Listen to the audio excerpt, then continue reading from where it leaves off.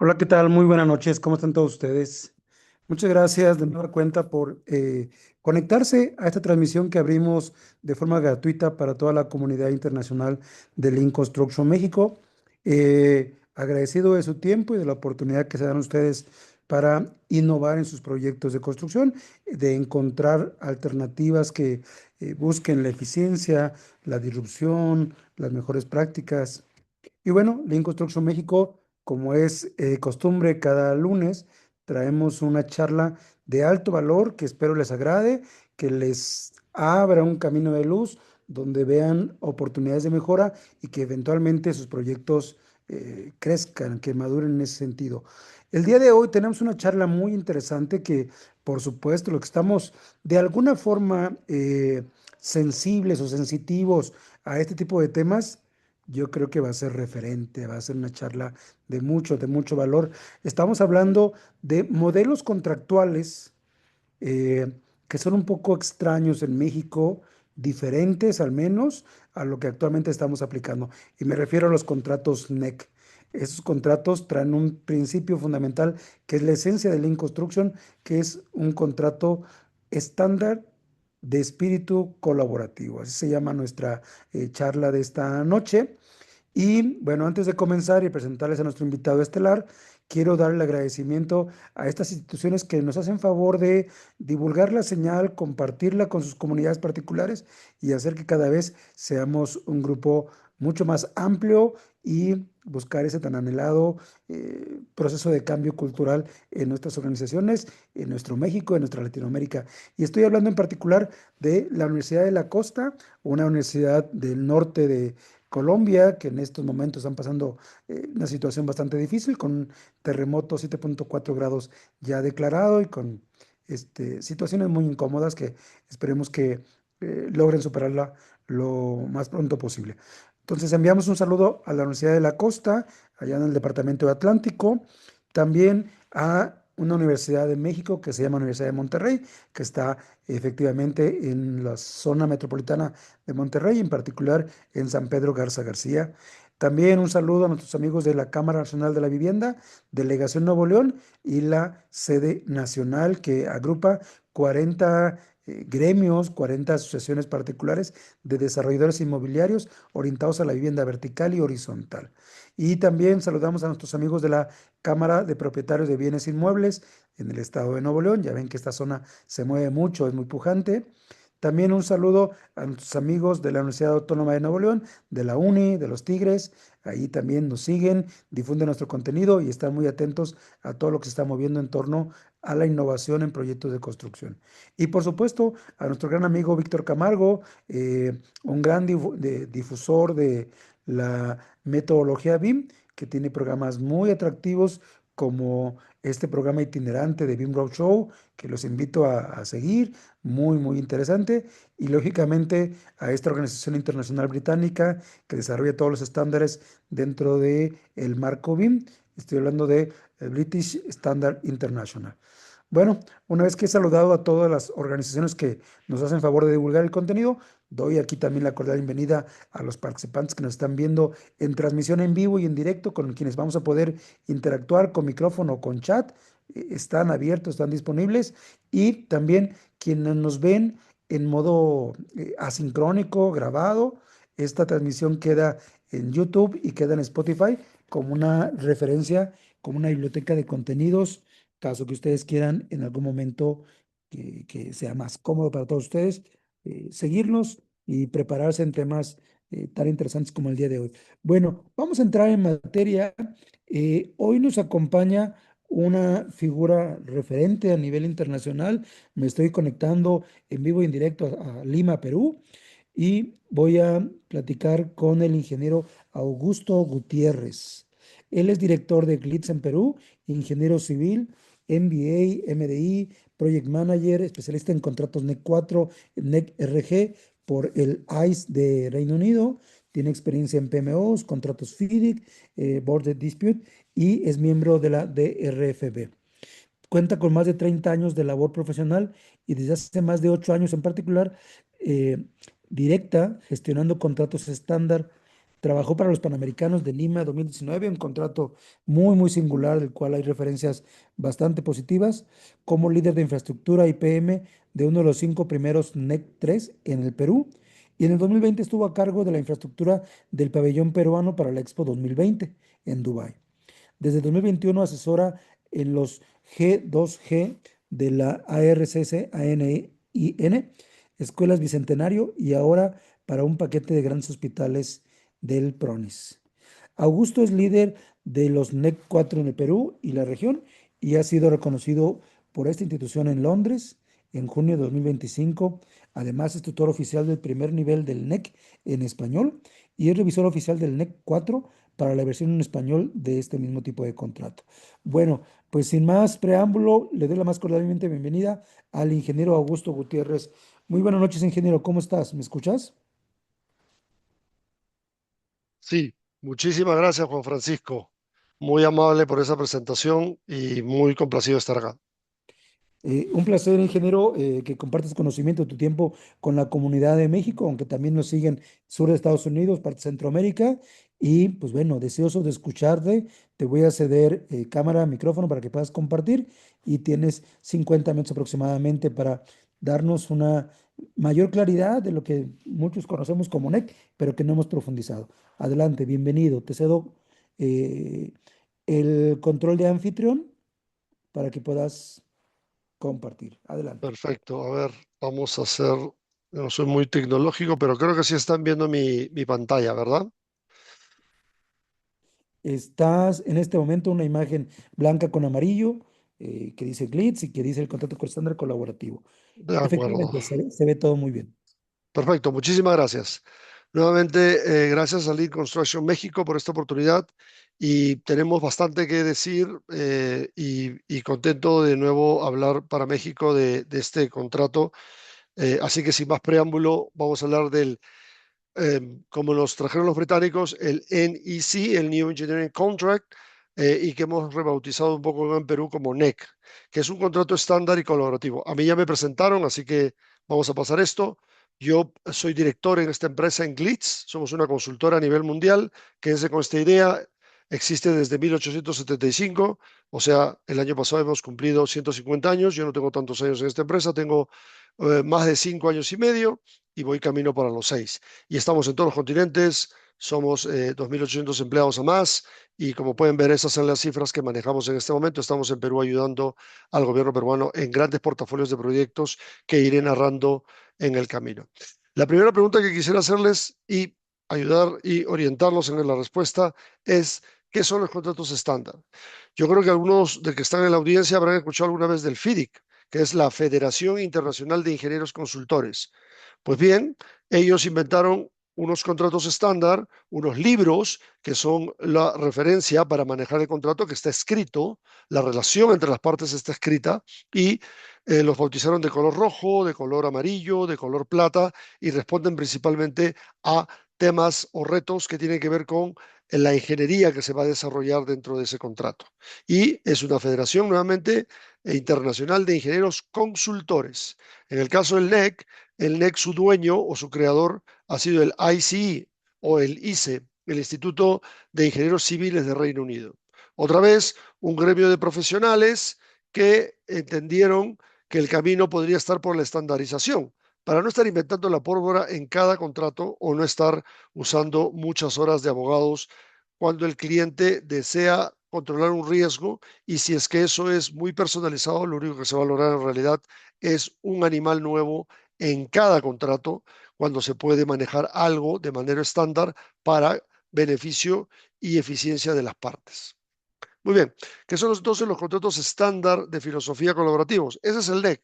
¿Y por qué son útiles? Bueno, hablamos de contratos que logran un beneficio mutuo para el propietario del proyecto y para los participantes del mismo. La contratación es de ADN colaborativo. Ahora vamos a explicar qué es colaborar en el NEC. Ahora he escuchado que todo el mundo apela a esta palabra que se vuelve muy perversa.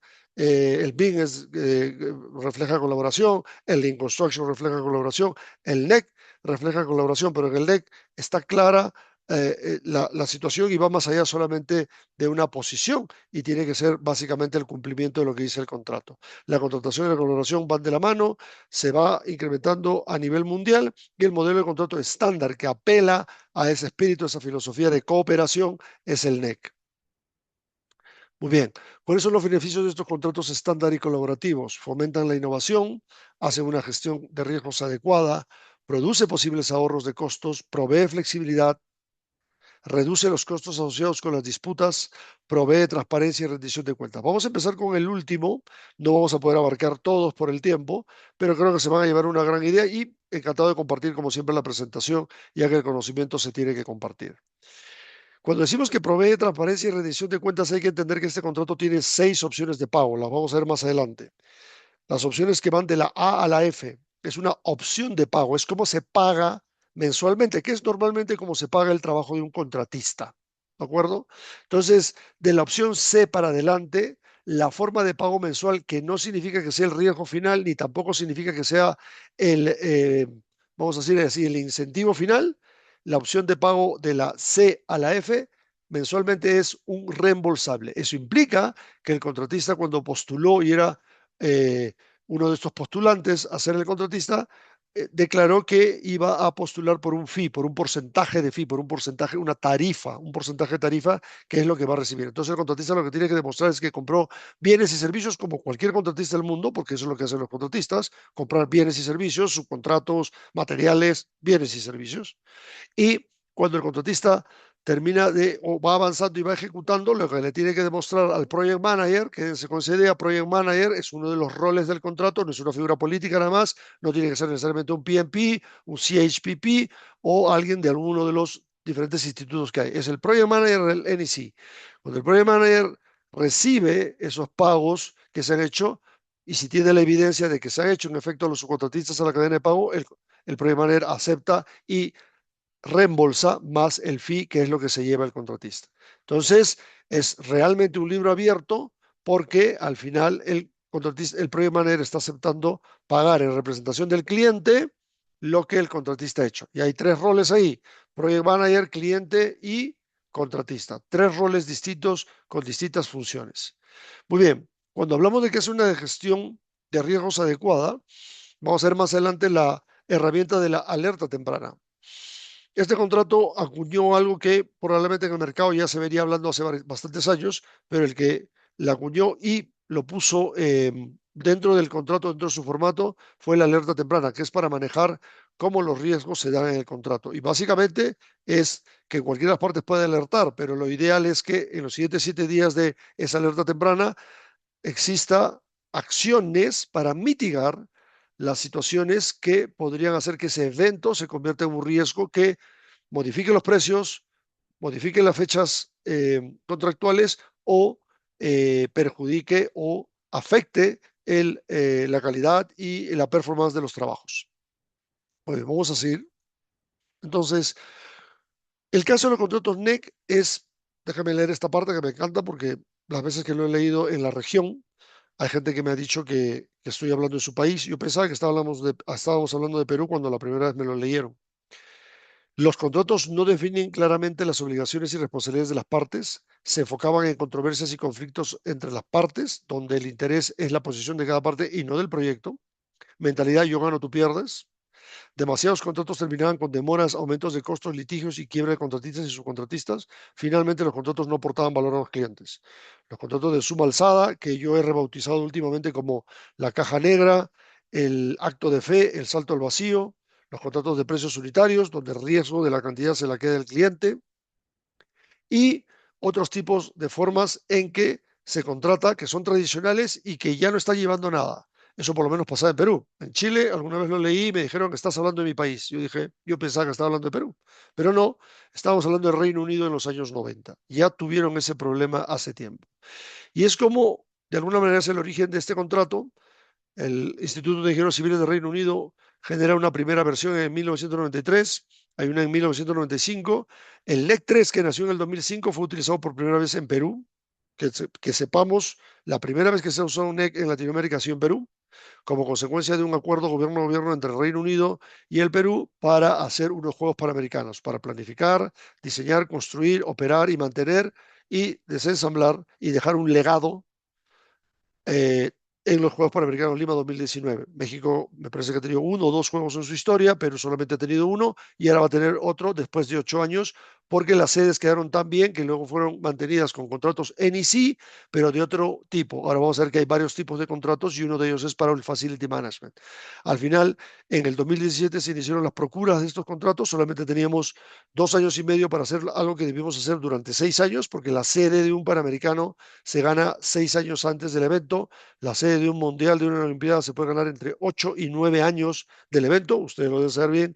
En México han debido tener varios años desde que se decidió que eran la sede con otros países para prepararse. Muy bien, en Perú no habíamos hecho absolutamente nada en los primeros, o casi nada, por no decir absolutamente nada, en los primeros 4 años y medio, y en los 2 años y medio, en los 2 últimos años, hicimos todo, y una de las primeras cosas que había que hacer eran sedes, eran $600 millones de sedes, de venues, de estadios, de arenas para el efecto de tener a los juegos.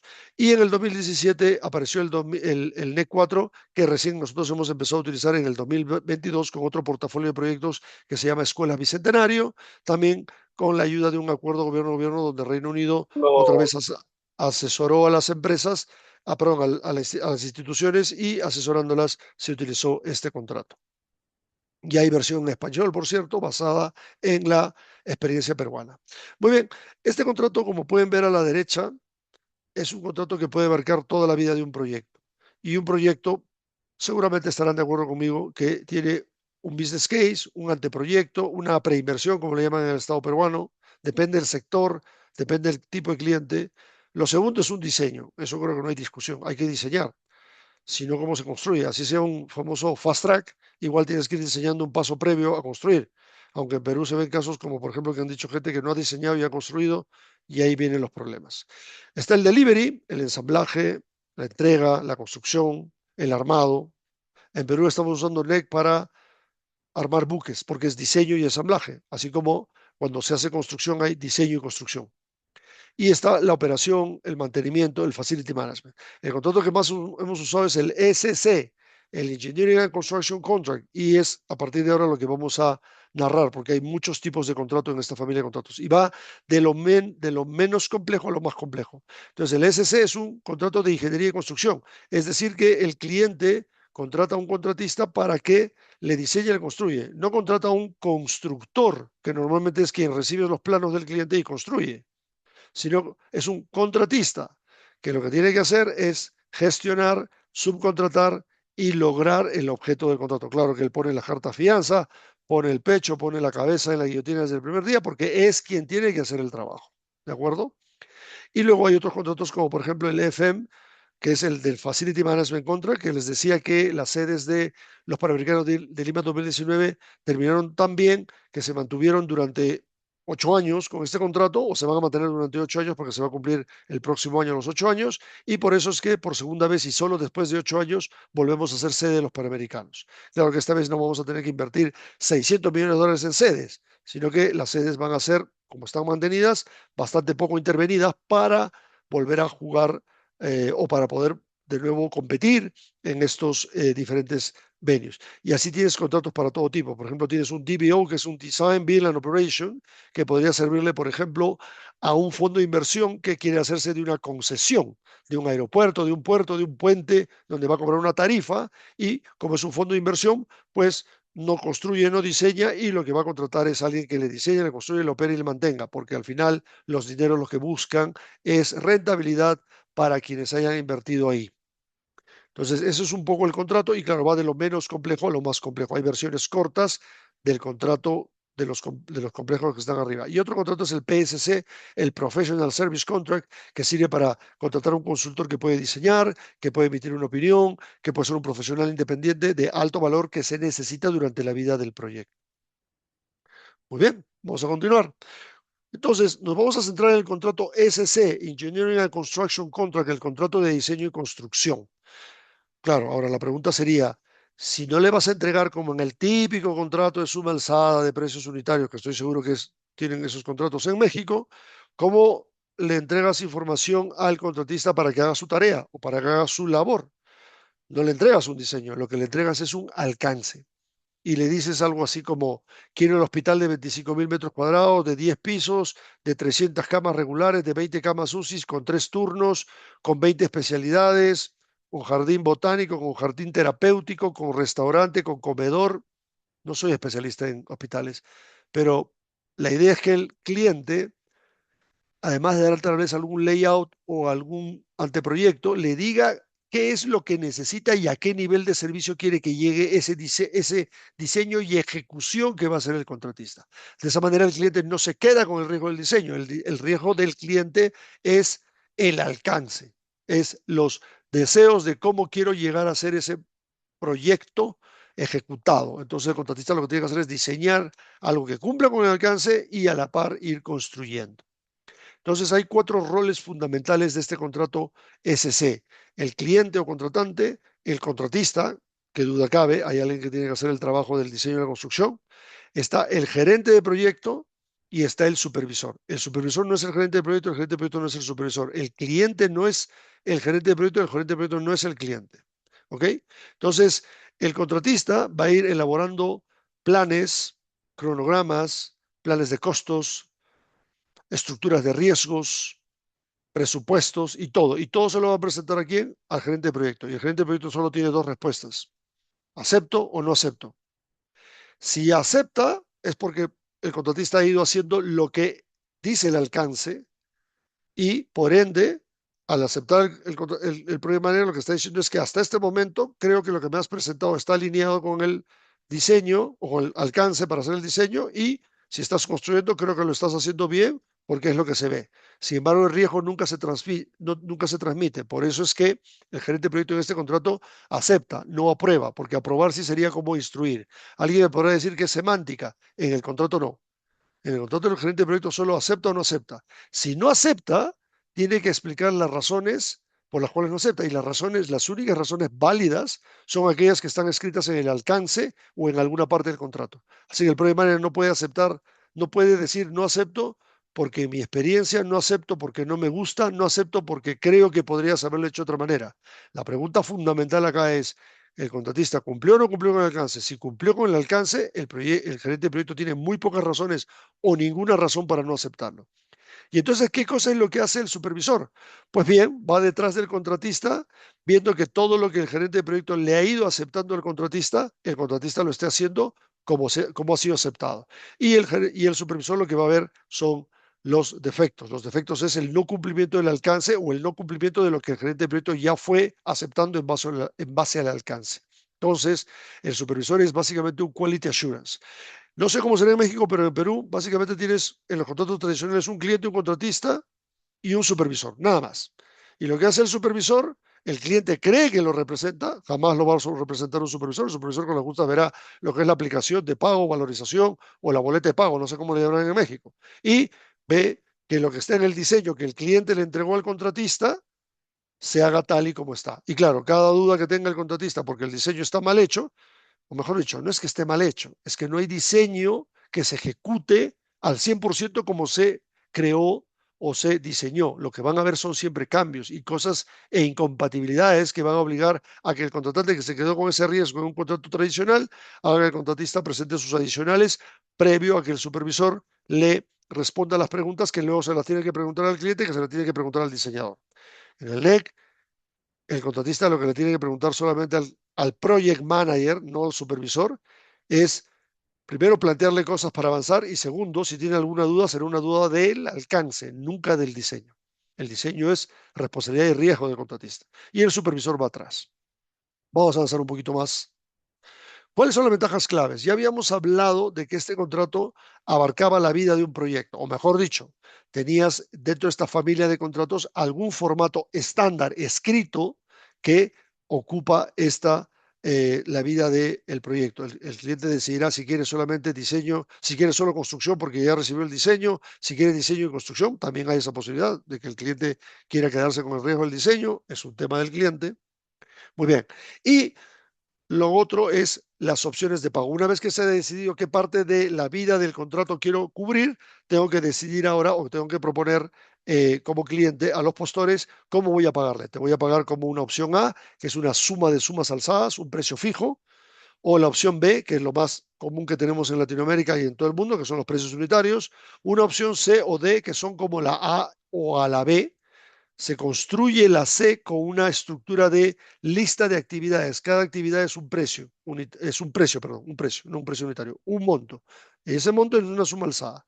Entonces, la opción C se construye como la A o la D se construye como la B, que es de precios unitarios, pero la C y la D luego para comprar no obedecen a unas actividades o una lista de precios unitarios o sí, una lista de cantidades, como si un bill of quantity, no obedece, sino que los bienes y servicios en la C y la D se van comprando hasta llegar al precio objetivo. Lo que pasa es que con la C, perdón, la C se construye con la lógica de la A de lista de actividades, pero es para lograr un precio objetivo. Y la D se construye, se arma el presupuesto con una lista de cantidades o precios unitarios, pero al final se logra un precio objetivo. ¿Y qué es el precio objetivo? Es un monto que cuando el cliente se puso de acuerdo con el contratista va a ir comprando todos los bienes y servicios y se le va a ir reembolsando, pagándole su fee y el contratista va a tratar de llegar acá.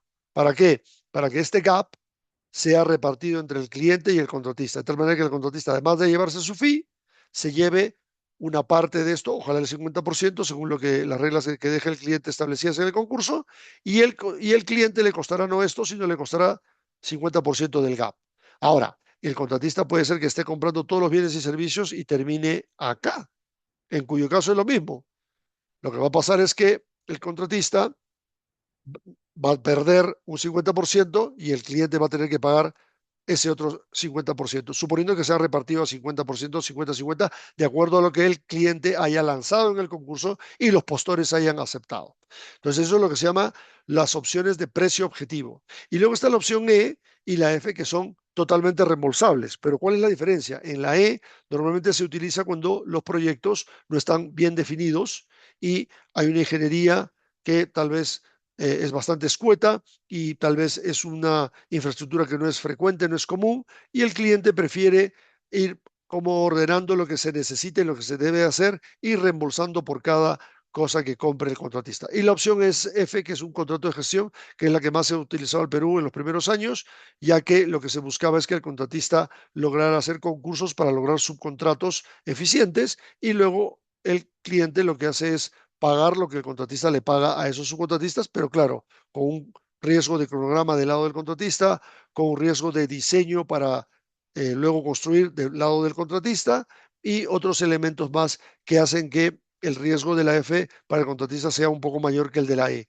Y ustedes pueden ver entonces en la esquina inferior izquierda cómo el contrato tiene unas opciones de la E a la A como extremos, ya que la E, al ser un total reembolsable, el contratista lo que va a entregar en su oferta es un fee más pequeño, porque tiene la certeza que le van a reembolsar todo. Pero, claro, es más riesgo para el cliente en el sentido de que no sabe hasta el final cuánto va a costar todo hasta que no termine de pagar. En cambio, en la opción A, que es una suma de sumas alzadas, el mayor riesgo es para el contratista, porque el contratista tiene que sacar su bola de cristal, como en todas las sumas alzadas, y adivinar cuánto va a ser su gasto general, su utilidad, la inflación y no sé cuántas otras cosas más que seguramente el cliente, en sus deseos más febriles de pasarle todo el riesgo al contratista, le va a tratar de pasar. Entonces, el mayor riesgo es para el contratista. El mayor precio va a ser probablemente para el cliente en un número cerrado, porque claro, el contratista al sacar su bola de cristal va a decir, tengo que cubrir este tipo de riesgos, este tipo de riesgos, este tipo de riesgos. Entonces, tengo que poner unos gastos generales de utilidad bastante altos metidos dentro del precio de la opción A. Muy bien, entonces ya habíamos hablado de que el cliente decide qué parte de la vida del contrato quiere cubrir y por eso puede elegir un SC, Engineering and Construction Contract, puede elegir un TBO, Design, Build and Operation, puede elegir un FM, un Facility Management Contract, que es cuando la edificación ya está construida, o puede ser que quiera un consultor que lo acompañe toda la vida y lo contrata con un Professional Service Contract, un PSC. Pero en general los contratos, en el caso del SC sobre todo, que es el origen de todos los otros contratos que les he hablado, tiene esta estructura. Son 10 títulos, o perdón, 9 títulos de cláusulas, que tienen obviamente subcláusulas, y que están escritas, sea para un aeropuerto, para un puerto, para un túnel trasandino, para, no sé, una central nuclear, ¿ok? Entonces, estas cláusulas ya están escritas. Y el cliente lo que tiene que buscar es, ajá, si logro si quiero una opción A, una suma de zonas alzadas, o quiero una opción D, que se construye con precios unitarios, pero tiene un precio objetivo, entonces en ese momento, al decidir eso, entran dentro de estas cláusulas que están escritas algunas cláusulas que tienen que ver con esa opción de pago. Y luego está la elección de la resolución y prevención de disputas a través de las cláusulas W.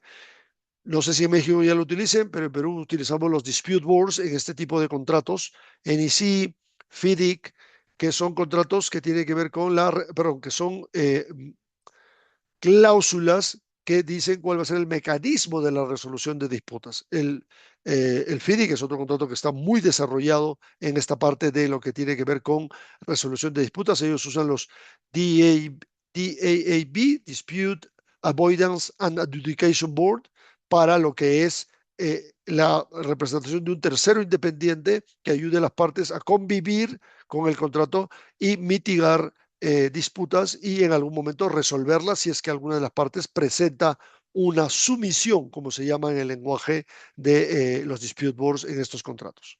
Entonces, el cliente tiene que decir si va a usar la W1, la W2 o la W3. Cuando se tradujo al español, solo se puede usar la W1 y la W3 porque la W2 es solo para el Reino Unido. Luego vienen las cláusulas X, que las vamos a hacer un poquito.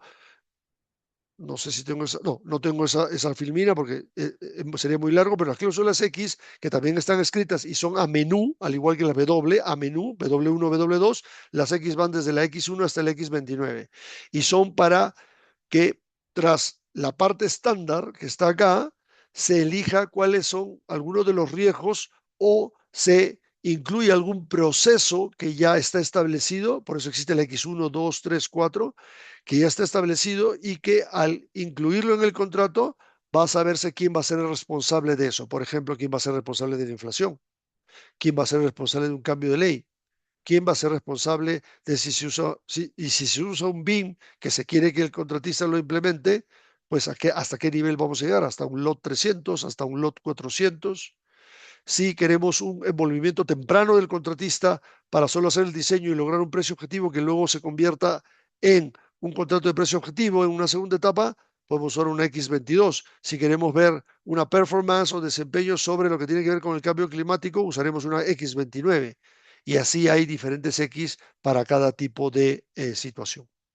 Y luego están las cláusulas Z, que son la discrecionalidad del cliente de ir colocando cláusulas que modifiquen o reemplacen a las X o a las Y, que no se usan en español porque solamente son para la legislación británica, aunque las Y ya existen en otros países de habla inglesa, pero que no es el Reino Unido, y en Perú probablemente tengamos cláusulas Y el próximo año, solo para Perú. Entonces, estas cláusulas Z son lo que el cliente hace para ir modificando o cambiando alguna de estas cláusulas. Y nuestra recomendación siempre es que las cláusulas Z sean cero, lo cual es imposible porque siempre el cliente va a querer decir algo o, claro, va a apelar a alguna situación general que tenga que ponerla, pero cuantas menos sería mejor porque el contrato ya está balanceado. Recordemos que el contrato tiene un dueño y ese dueño se llama el IC. ¿Y qué hace el IC? Año a año, cada 2 años, actualiza el contrato. Y eso es importante, el contrato tiene un propietario, el contrato es un producto y por ende vende licencias, vende capacitaciones y hay una ventaja en tener un producto porque hay una compañía que lo finalmente ofrece y esa compañía tiene que mantenerlo, adecuarlo, actualizarlo.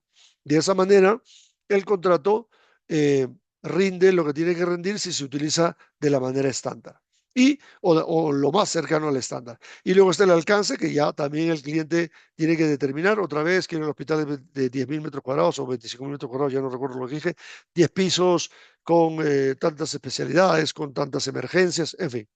Y la información de sitio, que es importante que el contratista la sepa para saber qué tipo de estudios, análisis tiene que hacer a partir de lo que tiene como sitio para luego empezar con el diseño e ir presentándoselo al contratista. Muy bien, perdón, al cliente. perdón, al project manager, que es el representante del cliente. Esa parte hay que reforzarla. Lo dije, habían 4 roles y es importante entender que son diferentes. En este contrato, el cliente hace casi lo que debería hacer en cualquier contrato, casi nada. O sea, entregar el terreno, pagar el adelanto, pagar la mensualidad y recibir la infraestructura. Y nada más debería ser el contratista, perdón, el cliente. Para eso está el Project Manager, para todo lo demás, para aceptar, no aceptar, instruir y velar porque el alcance se está haciendo tal y como se ha planteado en el contrato. Y entonces, cuando armas el contrato, lo armas como un Lego. Primero decides si va a ser un Engineering Construction Contract, un Professional Service Contract, un Facility Management Contract, un DBO, y entonces ahí decides cuáles son las cláusulas fundamentales que vas a poner y que todas están escritas, literalmente escritas, y no se deben evitar. Digo, no se deben editar porque siempre hay alguien que cree que sabe más que el dueño de la herramienta.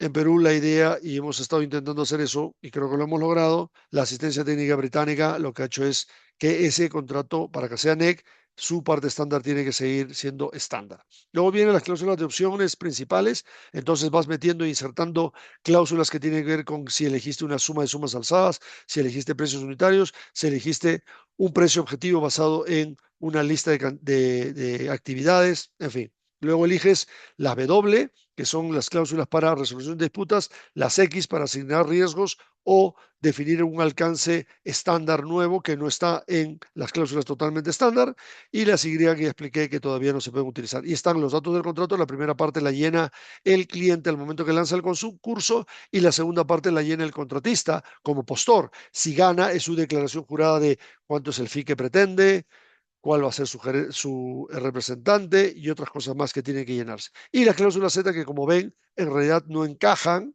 pero cuantas más pequeñitas van a encajar forzando un poco las cosas, pero la idea es que sean pocas para que puedan entrar y no desbalancear el equilibrio que tiene el contrato. Otra vez, el contrato tiene un dueño, es un producto, el dueño lo que hace que ese producto se mantenga año a año o cada 2 años, y de esa manera tiene un feedback ¿y cómo lo hace? Teniendo un feedback de todos los contratos donde tiene licencias. O sea que Perú también ya está siendo monitoreado para que los contratos reflejen realmente año a año las mejores prácticas sin cambiar en su espíritu.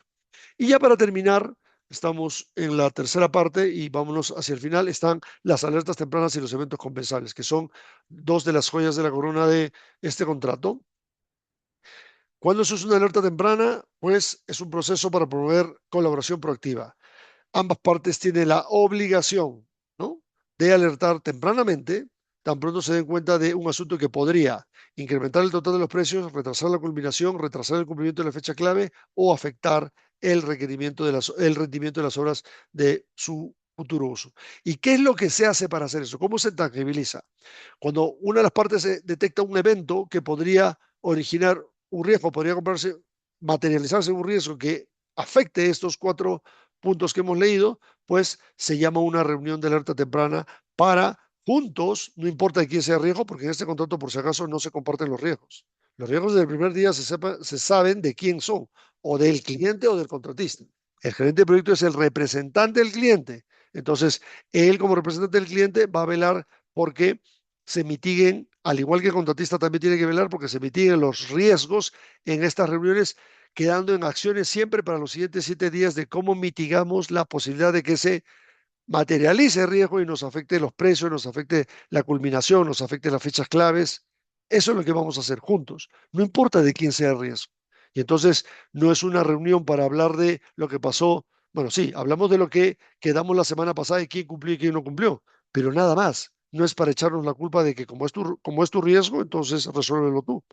Es para ver quién de los dos o los dos podemos tomar una acción y nos comprometemos hasta ante los siguientes días para hacer esa acción para mitigar el riesgo. Muy bien. Y finalmente, los riesgos son para manejar, perdón, las alertas tempranas son para manejar los riesgos. ¿Y cómo se manejan los cambios? Porque, señores, lo único permanente en realidad en un contrato, bueno, en más cosas de la vida, pero sobre todo en proyectos de infraestructura, de construcción, lo único permanente son los riesgos y los cambios. No hay forma que un contrato inicie y los riesgos estén mitigados y sean mitigados durante todo el contrato. Al revés, los riesgos van a estar ahí, permanentes. Lo ideal es mitigarlos, pero van a seguir vivos hasta que no nos afecten. Y en el caso de los cambios, eso se va a dar. En las sumas alzadas está la forma más precaria de un cambio, que son un adicional. En este contrato, los cambios, un cambio de alcance, y vamos a ver la tipología o algo que podría haberse ocasionado bajo la no responsabilidad del contratista, termina siendo un derecho del contratista. Entonces, la lista de eventos que son considerados eventos comensales y que termina siendo un derecho del contratista a reclamar un posible cambio de precios y un posible cambio de fechas, pero primero hay que determinar si existe o no existe el evento compensable, son un cambio de alcance. Si el contratista, si el project manager, representante del cliente, instruye un cambio perdón, instruye algo que cambia el alcance, ya es un evento compensable. En el siguiente acto definiremos, cuando lo presente el contratista, si ha habido una afectación de precios o una afectación de fechas. El lenguaje del contrato no es adicional y ampliación de plazo. En el contrato no existe la lógica del plazo, existe el cambio de la fecha. Por cierto, esto algunos me lo pueden comprobar o no. ¿Cuál es la diferencia entre la fecha y un plazo? Pues que el plazo es la distancia entre dos fechas, pero la fecha es un punto en el espacio del tiempo. Entonces, el contrato no habla de ampliación de plazo, habla de cambio de fechas, porque un cronograma proyectado un día, las fechas al siguiente mes han debido haber cambiado de una manera total. Tal vez las que no cambian son las que ya se ejecutaron, las que ya pasaron, pero las nuevas siempre van a irse proyectando y van a ir cambiando y cuando se realice finalmente también van a cambiar. Entonces, ¿para qué hablar de ampliación de plazo cuando qué cosa estás ampliando? ¿Solo la fecha final y las otras no se movieron?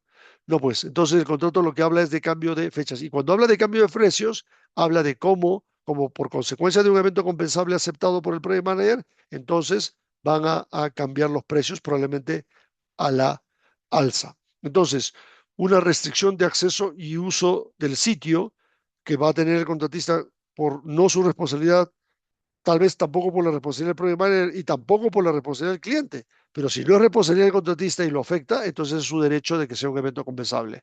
O, por ejemplo, si como causal de las 5 hay un impacto por trabajos del cliente u otros, cuando a veces el cliente quiere, por apurado o por la razón que sea, quiere intervenir y hacer algo con algún subcontratista y lo que hace es afectar al contratista con su subcontratista del cliente y por ende le puede afectar los precios, le puede afectar las fechas. Entonces tiene derecho a un evento compensable. Entonces acá está las 21 tipologías que tiene la fecha el NEC 4, su versión del año 2023, como razones por las cuales el contratista va a tener un derecho a pedir un evento compensable o ya sea porque se lo notifique directamente el gerente de proyecto o ya sea porque el contratista lo identificó y lo notificó. Muy bien, y este es el flujo de los eventos compensables, que es una herramienta bastante más avanzada que el simple adicional, no sé cómo le llamarán en México, que se basa normalmente en probablemente una actualización del diseño o en efecto alguna situación que le afecte que está fuera del ámbito del riesgo del contratista. Pero claro, normalmente cuando sucede eso, por lo general se presenta una ampliación de plazo y con la ampliación de plazo viene la multiplicación de la cantidad de días por la tarifa por día. Eso no existe en el NEC. Se evaluamos juntos el cambio de precios y el cambio de fechas, pero no necesariamente uno afecta al otro, porque ya ha habido casos en los cuales algo es un evento compensable, pero tuvo un cambio de precios, pero no tuvo un cambio de fechas, o tuvo un cambio de fechas, pero no tuvo un cambio de precios. O a veces es un evento compensable y no tuvo ninguno de los dos. Entonces, el gerente de proyecto, cuando ve una de estas situaciones de la lista que presenté en el slide anterior, pues entonces notifica o instruye un evento compensable. Y luego el contratista tiene 3 semanas para hacer la evaluación de cómo cambiaron los precios y cómo cambiaron las fechas. Y los precios básicamente es presentar lo que le costó al contratista. Y lo que tiene que ver con con el cambio de fechas, tiene que ver con cómo se movieron las fechas en el cronograma impactado por el evento compensable.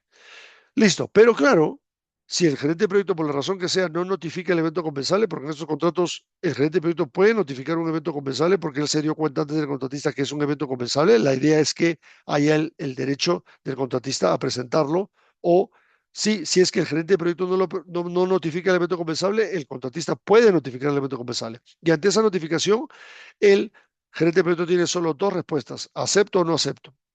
Si acepta, continúa este camino.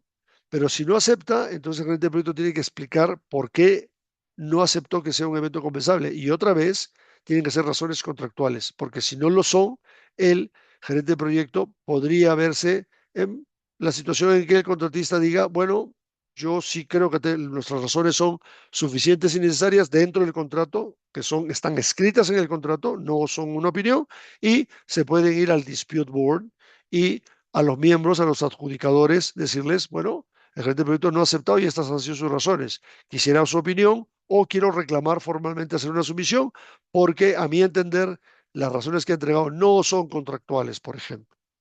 Pero bueno, vamos a suponer que el gerente de proyecto aceptó la notificación o que el gerente de proyecto notificó el evento compensable. Acto seguido, el gerente de proyecto tiene que instruir una cotización, una estimación de cambio de precios y cambio de fechas, y entonces el contratista tiene 3 semanas para hacerlo. Luego lo entrega y el gerente de proyecto tiene 2 semanas para revisarlo. Y es la única situación en que tiene solo tres respuestas. En todas las otras siempre es aceptó o no aceptó. Y si no aceptó, tiene que explicar por qué. Acá, en cambio, está primero aceptó, es decir, ese cambio de fechas que el contratista le ha propuesto al project manager, con lo cual una fecha se mueve y esa es la nueva fecha contractual. No se necesita una adenda para eso, basta con que el gerente de proyecto lo acepte o el gerente de proyecto determine cuánto es ese cambio de fechas y ya con eso se cambió la fecha. Y en cuanto a los precios, que demuestre el contratista básicamente lo que pagó como consecuencia del evento compensable, no como consecuencia del contrato principal, porque eso ya se pagó, sino con lo que tiene que ver con los efectos de mayores costos por el evento compensable. O tiene otras dos respuestas, que son, primero, no acepto, pero he visto que te falta que me pases como contratista lo que pagaste por esta situación o que me expliques por qué pagaste tanto por esta situación. Y en el cambio, en el caso del cronograma, ¿por qué tu cronograma nuevo tiene, por ejemplo, una barra, un GAN que antes tenía 100 días, ahora tiene 300 días? ¿Cómo así se volvió a un tercio tu rendimiento de un cronograma a otro cronograma? Explícame. Entonces, podría ser que lo que ha presentado el contratista no sea suficiente, no esté bien, y el gerente de proyecto dice, te instruyo a que vuelvas a presentarme la cotización levantando estas observaciones. Y el contratista vuelve a presentarlo y otra vez tiene 3 semanas para hacerlo y luego el gerente de proyecto tiene 2 semanas para responder. Y otra vez puede responder acepto o puede responder vuélvemelo a presentar. Este juego se puede volver perverso, por eso el gerente de proyecto en realidad lo que tiene que hacer es que en algún momento, ya sea porque no está actuando bien el gerente de proyecto o porque el contratista le está presentando lo mismo y no le está aclarando lo que le falta al gerente de proyecto, entonces el gerente de proyecto tiene una tercera decisión, que es que él hará su propia cotización, su propia evaluación. Con lo cual, el gerente de proyecto hace esa evaluación, la informa al contratista, siempre explicando por qué, y se da la implementación. Entonces, en un contrato NEC no hay forma de que no haya una salida del gerente de proyecto a hacer una evaluación por la situación que ha hecho un cambio de alcance o una instrucción del project manager. Siempre hay una salida y el project manager en estos contratos puede instruir algo, que es la primera razón de lo que tiene que ver con los eventos compensables. El número uno es el cambio de alcance. ¿Por qué? Por instrucción del project manager. Si el project manager instruye, el contratista lo tiene que hacer. En una suma alzada, si el cliente o su supervisor instruye que el contratista haga algo, el contratista no lo va a hacer hasta que no le aprueben el adicional. En cambio, en un NEC, el contratista no te puede decir, no lo haré hasta que no me apruebes el evento compensable. No existe esa figura. El contratista lo tiene que hacer, claro, a menos que le digan al contratista, suicídate, que no es el caso. Le van a decir, necesito que hagas de los 10 edificios que están al alcance un edificio 11. El contratista lo tiene que empezar a hacer. Su derecho no caduca y va a poder presentar cómo cambiaron los precios y cómo cambiaron las fechas, más aún si ya terminó de hacer la acción de la instrucción, con lo cual el evento compensable se presenta post ejecución y debería ser más fácil determinar cómo fue afectado el contratista, si en fechas y o en precios. Nunca en fechas y en precios mandatoriamente, o nunca solo en precios o solo en fechas. Va a depender de la evaluación. Muy bien. Y ya para terminar, pues este contrato apela a la cooperación y a la confianza, y la cooperación está en la cláusula 10.2. Las partes, en todos los contratos, las partes son el cliente y el contratista, el gerente de proyecto, que no es el cliente, y el supervisor de calidad, que no es el gerente de proyecto, actúan en espíritu de confianza mutua y cooperación. De hecho, el contrato habla de cooperación, no habla de colaboración.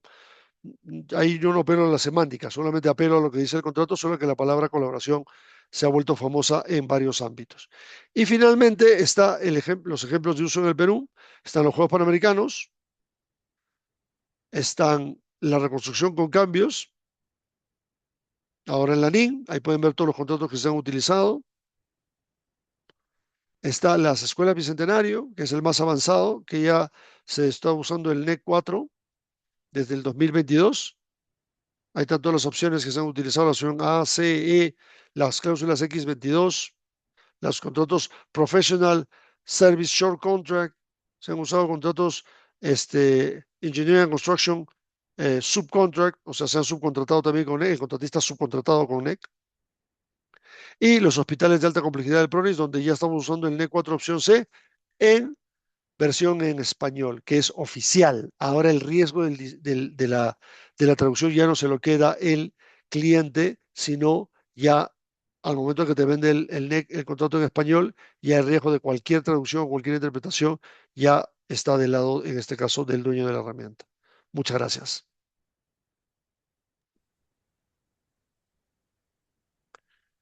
Muy bien, ingeniero, pues la verdad que nos has instruido de una forma muy clara, muy amplia.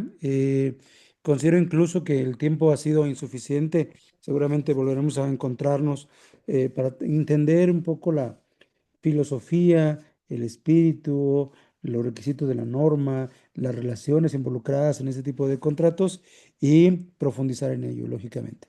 Bueno, hago el exhorto a las personas que nos están escuchando en este momento a través de esta transmisión en vivo y quienes nos ven a través de las redes sociales, si tienen interés en hacer alguna pregunta, levantar el micrófono, con todo gusto, esta plataforma es para todos ustedes. Eh, Así que mientras alguno de ustedes levanta la mano o quiere acceder al micrófono, yo voy a leer, si me lo permite, ingeniero, algunos comentarios que me han estado llegando por interno. Dame un minutito. Estamos revisando. Listo, aquí estoy. Tengo aquí algunas preguntas, si me hiciera el favor de atenderlas. Dice, ¿qué recomendaría usted para empezar a usar esta forma de trabajar en un país? Bueno, habemos muchos en Latinoamérica que aún no aplicamos contratos NEC, eh, donde efectivamente aún no se conoce. ¿Qué recomendaría o cuál sería el primer paso? Yo creo que el primer paso sería un piloto, porque a ver, ¿qué pasó en Perú? En Perú tuvimos una crisis que se llamaba los Panamericanos. Estábamos a 2 años y medio y no habíamos hecho nada. Entonces, cuando se hizo un acuerdo gobierno-gobierno para tener la asistencia técnica de una institución o de un país, los británicos nos dijeron, bueno, para hacer esto en el corto tiempo que hay, tendríamos que utilizar un NEC y en este caso se utilizó una opción F para empezar inmediatamente y con premios y castigos que se establecieron en el alcance del contrato, se logró que todos los contratistas en un tiempo récord de 1.8 años hicieran 600 millones de dólares de nuevas sedes. Ojo, sedes para postular a mundiales, a olimpiadas, para clasificar a mundiales, a olimpiadas y a otros juegos regionales. Entonces, ustedes no tienen que llegar a esa crisis y no tienen por qué utilizar estos contratos para hacer tantos millones. Pero, por ejemplo, hacer un piloto de algo más pequeño y que tengan la asesoría técnica, quién sabe, puede ser de nosotros de Glitz, pero también puede ser del mismo NEC, porque el NEC ya está en Latinoamérica. De hecho, el country manager de NEC es un peruano, está en Perú y su misión actualmente es, en efecto, propagar más el contrato NEC. Ya ha estado en Guatemala, ya ha estado en Chile, no me sorprendería que pronto esté en México, conversando con algunos que estén interesados. Hay más de uno, me estoy acordando de mi colega Oscar, también ingeniero, que el mexicano está muy interesado en que este contrato se lleve por allá, pero claro, sin un piloto no se va a poder tangibilizar esto. Claro que sí, hay que tener esas primeras experiencias que den el aprendizaje. Coincido. Tenemos por aquí una mano levantada. Jonathan, ¿quieres usar el micrófono?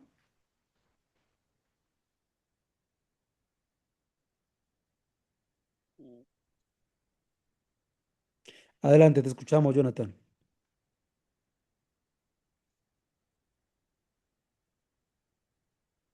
No, parece que ahí tiene algún problema con su audio. Sigo leyendo los comentarios a través de redes sociales. Bueno, hay varias felicitaciones para el especialista de esta tarde, pero hay una pregunta en particular que dice, ¿cuál es el proceso que se debe de seguir si el cliente sugiere cambios al alcance Hola, y que pueda demorar la duración del proyecto? Perdón, ya tenemos a Jonathan, previo a la pregunta. Adelante, sí, adelante, Jonathan, te escuchamos. ingenieros, muy buenas noches. Bueno, mi saludo y agradecimiento por su gran ponencia, los conocimientos compartidos. Les saludo desde Cajamarca. Soy de la Nacional de Cajamarca, en Perú. Bueno, me está gustando este tipo de trabajar de manera colaborativa, que es el espíritu colaborativo. Y bueno, aquí en Perú, bueno, según la presentación estoy viendo bastantes poquitos, bueno, muy poquitos proyectos los que se han ejecutado. Y gracias a que me está motivando a seguir en, en aprender ya esta metodología que me parece que se va a venir con fuerza a implementar, ¿dónde me recomendarían capacitarme para poder esto certificarme y, y ojalá poder colaborar también con nuestro aporte y que nos reconozcan el certificado aquí en Perú? Ok, muchísimas gracias por la pregunta. A ver, esto es bien sencillo. Uno, no son pocos proyectos, ¿ah? Porque ya suman más o menos 12.000 millones de dólares contratados. 12.000 millones de dólares contratados en una ventana de 5.5 años, desde el 2020. Bueno, 6 años desde el 2020. Y no estoy contando Lima 2019, solamente estoy contando ARCC, Autoridad para la Ejecución con Cambios, que ahora es ANIN, que es la que recibió el portafolio, Autoridad Nacional de la Infraestructura, Escuela Bicentenario y hospitales del PRONES. Ahí ya tenemos 12.000 millones de dólares, sin contar que ahora el NEC está dentro de la ley peruana. Entonces, ya lo están usando algunas entidades públicas con el permiso del Ministerio de Economía y Finanzas para proyectos complejos con ciertos requisitos, ya lo están utilizando fuera del ámbito de los acuerdos gobierno-gobierno.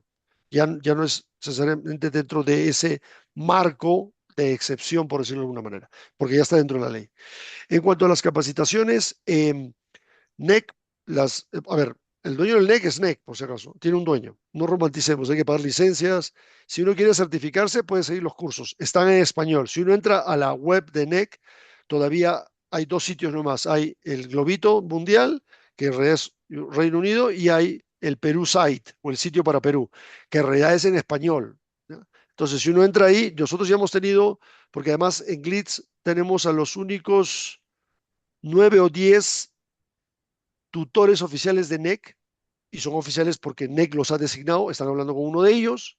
Entonces, nosotros ya hemos dictado a gente en España, en Brasil, en Chile, y yo creo que pronto en Costa Rica, que también hay algunos que se están animando, y por qué no en México y obviamente en Perú, por default. Entonces, eh, ya dictamos por encargo de NEC, pero el único que te puede vender esos servicios con cara a una certificación SNEC. Claro, también venden el derecho a dar exámenes, en cuyo caso normalmente es gente que ya ha aprendido el NEC de manera práctica y puede dar los exámenes, y los exámenes, como los cursos tienen nivel 1, nivel 2 y nivel 3. Si llegas al nivel 3, logras la certificación de Project Manager acreditado del SC, NEC 4, del Engineering Construction Contract, NEC 4, que es la versión actual. Así que eso creo que puede orientarte cuando te animes a seguir este camino. Sí, muchas gracias, ingeniero. Ojalá nos pueda compartir el enlace por el chat de la web de NEC, Sí, claro, es la web de NEC. De por acuerdo. favor. Gracias. Muchas gracias, ingeniero. Muy bien. Una pregunta que nos quedó en el tintero. Mencionaba una persona sobre en redes sociales. ¿Cuál es el proceso que se debe seguir si el cliente sugiere cambios al alcance y que puedan demorar la duración del proyecto? Creo que Eh, lo tratamos un poco, pero si quieres abundar. de acuerdo. El cliente puede hablar con el Project Manager para que el Project Manager instruya un cambio de alcance. El cliente no habla directamente con el contratista. ¿Se acuerdan lo que dije el cliente, no? Entrega el terreno, paga el adelanto, paga la mensualidad y recibe su infraestructura. ¿Para qué tiene a quien instruya, no instruya, acepte, no acepte y esté en el día a día el Project Manager? Entonces, si el Project Manager instruye un cambio de alcance, ¿ok? ya no quiero 10 edificios, sino quiero un edificio 11, el contratista lo que tiene que hacer es empezar a trabajarlo. Ni siquiera se le va a ocurrir al contratista decir, mira, vamos a evaluar económicamente cómo es. No, el contratista lo que tiene que hacer es hacerlo y luego de hacerlo se tiene que ver rápidamente los efectos de esto, porque como ya instruyó, el contratista tiene 3 semanas, como el project manager ya instruyó, el contratista tiene 3 semanas para cambiar, para presentar cómo podrían haber cambiado los precios o post-mortem cómo cambiaron los precios, cuánto se pagó por ese edificio 11, ¿ok? Y de acuerdo al tipo de opción, si es A, será probablemente eh, eh, basado en los precios de las sumas alzadas que tiene en la lista, si es un B basado en precios unitarios o si es un C o D, comprará lo que tenga que comprar y se le reembolsará para esto. Y luego tiene que demostrar cómo el cronograma ha sido afectado. Un ejemplo sencillo, imaginemos que tenemos 10 edificios y el día 1 te dice que hay que hacer 11 y ninguno se corta con el otro. ¿Por qué habría que pensar que tiene que haber una ampliación de plazo? De pronto los 11 lo puede hacer en el tiempo de 10, pero es lógico pensar que va a pagar más. Entonces, una cosa es el cambio de precios y otra cosa es el cambio de fechas. No hay una relación del tipo, me ampliaron el plazo, entonces me tienes que pagar gastos generales y utilidad proporcional. No existe eso. Entonces, hay una evaluación. Acá lo importante es que el proyecto nunca para, porque no hay la figura de si no me apruebas esto, no hago esto. No sé si eso aclara un poco la lógica y la diferencia de cómo trabaja el contrato de manera eficiente, más allá de otra vez la palabra que muchas veces se vuelve perversa de la colaboración. Por si acaso en este contrato un project manager no colabora cuando el contratista le presenta un diseño que cumple con el alcance y el gerente de proyecto o su equipo le responde, mira, me hubiera gustado que lo hagas así, o yo creo que en mis viejos tiempos se hacía mejor de esta manera, o yo lo hubiera hecho así. La pregunta es sencilla. ¿Cumplió con el alcance? Listo, señor. A ti no te puede gustar, pero cumplió con el alcance. Luego puedes hablar colaborativamente para ver si se alinea con lo que tú quieres como project manager, pero no lo puedes obligar y no puedes no aceptarlo por eso. Un contratista no colabora en este contrato cuando su proyecto o su contrato es opción C, D, E o F y tiene que demostrar lo que pagó. Y el contratista dice algo así como, mira, acá está mi factura y le dice, bueno, ahora muéstrame cómo lo pagaste, muéstrame la transferencia bancaria. Y el contratista dice, no, eso no te lo puedo mostrar porque eso es información de la compañía. Lo siento, aceptaste un contrato C, D, E u F. Me tienes que mostrar lo que pagaste. En Perú yo siempre hago la broma, nosotros tenemos una moneda, un monedero electrónico, una forma de pagar que se llama el yape o el plin, depende de qué banco. Entonces yo siempre digo, tienes que mostrarte lo que yapeó, lo que plineó. No puede decirte simplemente que confíes en su corazón y en sus buenas intenciones. Entonces, la colaboración es algo tangible en este contrato, porque la mayoría de gente interpreta la colaboración como, si tú haces lo que yo quiero, entonces colabora. Bueno, eso es lo más lejano a colaborar dentro de este contrato. Muy cierto, ingeniero. Muy interesante. Bueno, ingeniero, voy a continuar con mi presentación que tenemos preparada y en particular porque estoy transmitiendo un reconocimiento que Lean Construction México en este formato de conferencias técnicas estamos otorgando. eh, lo voy a leer para todo el público, para ti también, ingeniero. Lean Construction México Masterclass otorga el presente reconocimiento al ingeniero Augusto Gutiérrez Unzunaga por su valiosa contribución, destacada influencia y liderazgo inspirador en su participación como especialista en el ciclo de conferencias Lean Construction México Masterclass 2026. Se emite desde la ciudad de Monterrey, Nuevo León, México, en el mes de agosto 2026. Firma tu servidor, Juan Francisco Pérez, director general de Lean Construction México, y con el apoyo de las instituciones que nos respaldan. Aquí está, ingeniero, un reconocimiento por Muchísimas el gracias. tiempo, por el espacio, por el conocimiento que nos estás transmitiendo. Sin duda, de alto valor, aun y cuando en nuestra región esté un poco más limitada la aplicación de estas formas contractuales, siempre el Perú, y con tus conocimientos como referencia, son aprendizaje, ¿no? Son oportunidades de crecimiento.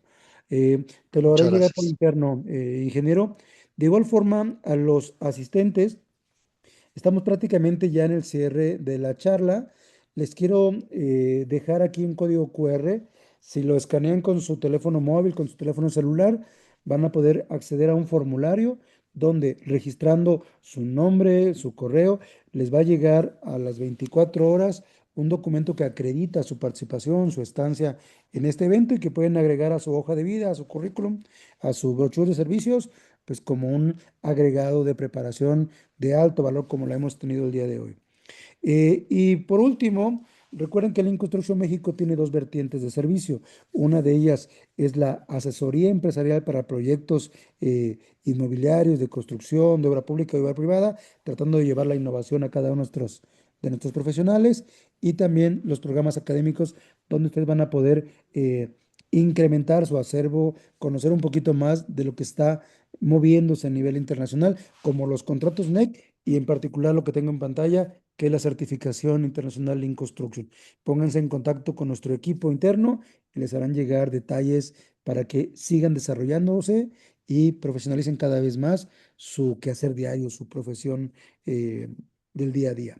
Bueno, ya por último, ingeniero, estamos ya al punto de cierre, pero no queremos hacerlo sin un último comentario de tu parte, un exhorto a la mejora continua, un exhorto a la adopción, al aprendizaje, a seguirnos preparando. Una frase de cierre que nos quieras comentar. Nada, primero agradecer y segundo, lo que tú dijiste, que es que los exhorto siempre a capacitarse, a aprender nuevas formas, porque el cliché se cumple. Si vas a hacer las cosas de la misma manera que siempre, vas a tener los mismos resultados, sean buenos o sean malos.